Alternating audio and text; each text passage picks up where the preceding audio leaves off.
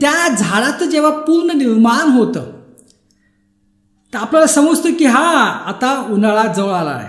तसंच जेव्हा इस्रायल राष्ट्राचं पूर्ण निर्माण होईल तेव्हा आपल्याला समजेल की हा काळ जवळ आलेला आहे. आणि जसं तुम्हाला माहिती आहे की इस्रायल राष्ट्राचं पूर्ण निर्माण ते झालेलं आहे 14 मे 1948 मध्ये. तर ही सर्वात मोठी भविष्यवाणी पूर्ण व्हायची होती रॅप्चरसाठी.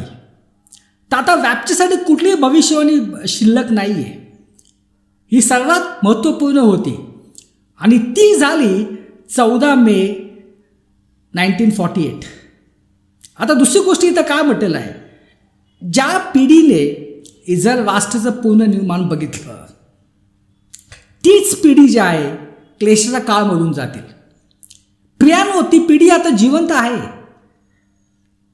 ज्या पिढीने इस्रायल राष्ट्राचं पूर्ण निर्माण बघितलेलं आहे ती पिढी जिवंत आहे.